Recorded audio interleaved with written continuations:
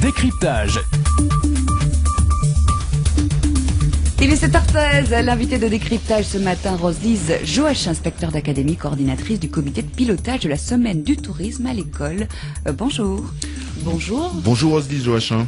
Bonjour Monsieur Sivat, bonjour à vos auditeurs. Merci d'être avec nous ce matin. On le disait, vous êtes membre du comité de pilotage. Vous avez même assuré la coordination de cette semaine du tourisme à l'école qui a donc débuté hier. L'académie est vite donc au rythme de cette semaine. Une première édition qui fait suite à une convention entre le comité martiniquais du tourisme et l'académie, donc le rectorat. Qu'attendez-vous et que peut-on attendre de cette opération d'envergure ?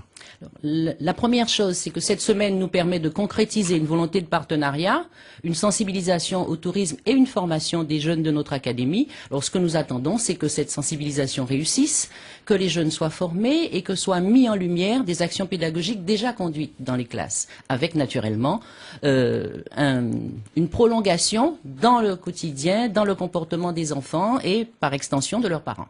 Alors parmi les rendez-vous de cette semaine, on note qu'il y a des découvertes de sites et de lieux touristiques ou patrimoniaux. Est-ce à dire en quelque part que nos enfants connaissent très peu ou pas leur île? Non, ce qu'on peut dire, c'est qu'il faut toujours connaître le plus possible son île, son environnement, son territoire, de manière à le mettre en valeur et à en faire profiter toutes les personnes que nous accueillons. Alors parmi les actions prévues cette semaine, on note celle organisée à Bellefontaine avec un nettoyage des plages, avec des jeunes, mais aussi des membres d'un club de 3e âge. Il y a également le lycée de Bellefontaine qui est impliqué. Est-ce qu'il y a là une volonté, certes, de développer un axe de développement, on va dire, au geste citoyen, mais on note qu'il y a aussi de l'intergénérationnel. C'est important pour le tourisme et puis la prise en compte de la dimension. Alors, cette action est l'occasion d'une rencontre. C'est l'occasion d'une rencontre entre des jeunes de classe primaire, des lycéens, des étudiants, des personnes de la société civile qui sont membres d'associations de 3e âge et une volonté municipale puisque ces actions sont accompagnées à la fois par la municipalité et l'office du tourisme. Alors, ces actions résultent de la volonté de l'établissement, le lycée, le LPO de Bellefontaine, qui est un lycée hôtelier, qui a donc une vocation à travailler dans le tourisme, et d'un accord, d'une adhésion, on va dire, de tous ceux qui, jeunes, moins jeunes, participent à l'opération. Alors, il faut juste que je rajoute qu'il y a aussi le professionnel, puisque l'hôtel du Carbet participe, accueille, reçoit les enfants à déjeuner. Alors, on note qu'il y a à la fois les tout-petits, les lycéens, on va dire la société civile représentée, et puis cette volonté d'impliquer tout ce beau monde autour d'un professionnel qui va donc également communiquer les valeurs des métiers du tourisme. Et on va rajouter les touristes, puisqu'il y aura des clients à l'hôtel. Les enfants déjeuneront au milieu de touristes. Le nettoyage de plage, c'est aussi une occasion de dire, nous vous offrons un espace que nous cherchons à préserver, préservez-le à votre tour. Alors hier, lors du lancement de cette semaine, l'exemple de la Barbade a été mis en exergue, donc invité d'honneur de cette semaine. Qu'avons-nous à apprendre de cette île qui est l'une des destinations phares dans la Caraïbe en matière touristique? Alors, l'échange, c'est un terme sur lequel j'insiste, est toujours une occasion d'apprendre. La Barbade nous porte son expérience. Madame Best, qui est présente durant la semaine, a eu à conduire avec la Barbade un projet d'éducation au tourisme. Elle enseigne à l'Université de Californie. Son expérience est donc précieuse pour nous. L'exemple qu'elle nous donne de l'éducation au tourisme nous permet, comme ça pourrait être le cas pour un autre pays de la Caraïbe, de voir comment valoriser notre espace et comment lui porter en retour ce que nous pouvons faire. Qu'est-ce que vous avez retenu? Alors, il se dit qu'à la Barbade, il y a l'éducation, on va dire, informelle dès le plus jeune âge, et puis un accompagnement tout au long de la scolarité, et même aujourd'hui, le Barbadien se sent ambassadeur et impliqué dans le développement du tourisme de son île.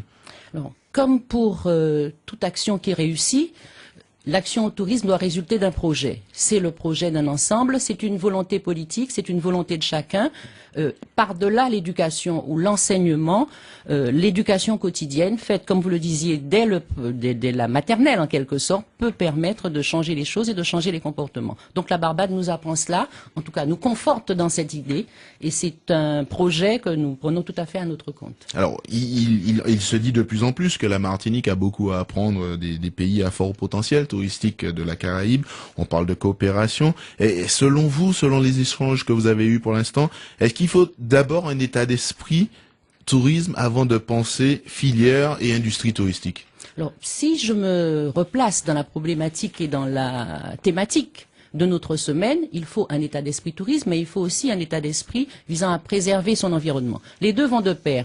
Si nous prenons en compte l'environnement dans lequel nous vivons, si nous le protégeons et nous le préservons, nous l'offrirons de manière qualitative. Et donc, le tourisme sera, si vous voulez, ça participe à l'esprit touristique, mais ça participe surtout à un développement à long terme. Alors, les constats sont là et les professionnels de notre île semblent réclamer, on va dire, une redéfinition de l'approche en matière de formation.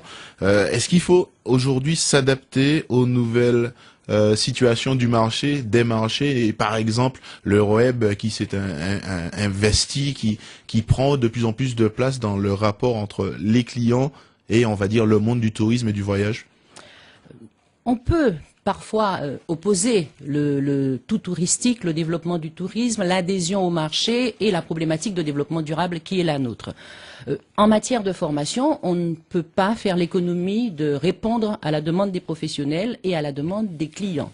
Dans le domaine touristique, par exemple, nous avons une formation dans l'académie de BTS Tourisme. Jusqu'ici, 2 BTS différents, un BTS AGTL, Animation et Gestion Touristique Locale, un BTS Vente et Production Touristique. À partir de la rentrée prochaine, il y aura une fusion de ces BTS en un seul. Et là, justement, c'est une réponse à la demande des professionnels, mais pas des professionnels martiniquais, du monde du tourisme, puisque nos référentiels de diplôme sont des référentiels nationaux, et c'est le comportement du consommateur du tourisme, entre guillemets, l'utilisation d'Internet, le fait que les agences de voyage offrent un service différent. Nous ne pouvons faire l'économie de former nos jeunes pour une bonne insertion professionnelle sans tenir compte de cette demande des professionnels. Donc, plus que le marché, c'est la capacité d'insertion à terme. Alors on imagine que même si les référentiels sont nationaux, via le partenariat avec le CMT, on suppose qu'il y a des remontées, des demandes particulières peut-être de la part des professionnels du tourisme de notre île. Tout à fait. Nous nous insérons dans un environnement local. Nos jeunes ont vocation à s'insérer chez eux, à s'insérer également ailleurs. Et les professionnels de la Martinique ont aussi des exigences qui sont très proches finalement des exigences de tout professionnel du tourisme. Et notre formation est donc adaptée à leurs demandes également. Alors on va parler d'une expérience qui a été menée notamment à Saint-Pierre pour préparer cette semaine.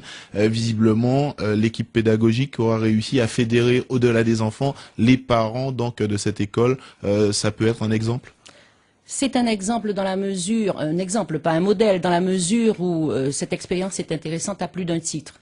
Elle est intéressante parce qu'il y a un prolongement d'un travail pédagogique déjà commencé dans la classe par le professeur des écoles, Monsieur François. C'est intéressant dans la mesure où il y a l'intervention d'un professeur du second degré qui enseigne l'espagnol dans cette école, qui mobilise les enfants sur un projet langue.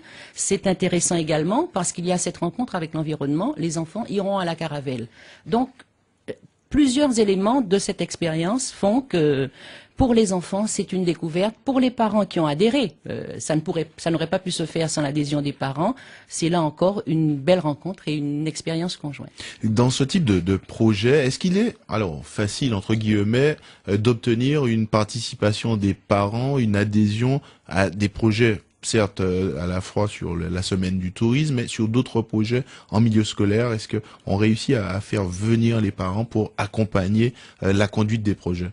De plus en plus, les parents sont dans l'école en quelque sorte. Et je crois que là encore, quand nous parlions d'éducation, la première éducation est faite par les parents. Et quand on leur présente un projet auquel ils peuvent adhérer, en général, ils réagissent bien. Et c'était le cas à Saint-Pierre, par exemple. Alors, on va s'arrêter quelque peu sur le livret pédagogique mis en ligne donc avec une exploitation à l'attention des élèves de CM2 à partir d'aujourd'hui. Quel objectif? Le premier objectif est un objectif de didactisation. Pour enseigner, et notamment enseigner le tourisme, il faut des outils pédagogiques. Cette expérience résulte d'une initiative de professeurs du BTS Tourisme qui ont donc à enseigner cette discipline à un niveau post-bac, qui ont conscience de la pauvreté qui peut exister parfois en matière de didactisation et donc de la difficulté pour les enseignants du primaire notamment à enseigner le tourisme. C'est une petite partie du programme du cycle 3. Donc ce sont des enseignants qui propose un livret pédagogique dont les 4 premières fiches sont en ligne sur le site de l'Académie. Et à titre d'expérience, comme vous le disiez, des classes de CM2 auront pendant toute la semaine à expérimenter la proposition pédagogique et à dire à terme si ça correspond ou non à leurs attentes, sachant que ce projet ne peut voir le jour que s'il est validé par l'inspection d'académie qui est en charge de l'enseignement au premier degré. Alors on imagine que cette semaine du tourisme à l'école, on devrait avoir un effet de vague sur l'ensemble de la population martiniquaise. C'est une bonne porte d'entrée que celle des scolaires. La porte des très jeunes est toujours une bonne porte d'entrée, quel que soit le domaine dans lequel on se situe. Sans pouvoir évaluer tout de suite, nous pensons effectivement que c'est une bonne porte d'entrée et que former le citoyen, c'est d'abord commencer par le très jeune citoyen. Alors on va s'arrêter quelques instants, même si l'horloge tourne très rapidement, sur les rendez-vous de cette semaine. On note par exemple ce matin une sortie en mer. Quelles sont les opérations qu'on pourrait citer rapidement pour évoquer cette semaine du tourisme à l'école? Alors, vous parliez d'aujourd'hui, il y a deux choses intéressantes. Pour revenir à l'exemple de la Barbade, Madame Best sera ce matin au lycée de Bellevue, où elle rencontre à la fois des étudiants et des équipes pédagogiques. Ce sera donc un prolongement de la journée d'hier en termes d'échange de pratiques. Nous avons également une entreprise, Ikeva, si je peux la citer, qui reçoit nos jeunes dans l'optique d'une excursion, mais pédagogique, dans la mesure où ils auront à découvrir grâce aux commentaires, à la fois la faune, la flore, les éléments d'histoire de la baie de Génipa qu'ils vont visiter aujourd'hui. Et toutes nos actions, notamment la découverte que feront les jeunes des sites de chez nous, vont dans ce sens. Merci beaucoup Roselise Joachim d'avoir répondu à nos questions. Bonne journée à vous. Je vous remercie. Au revoir.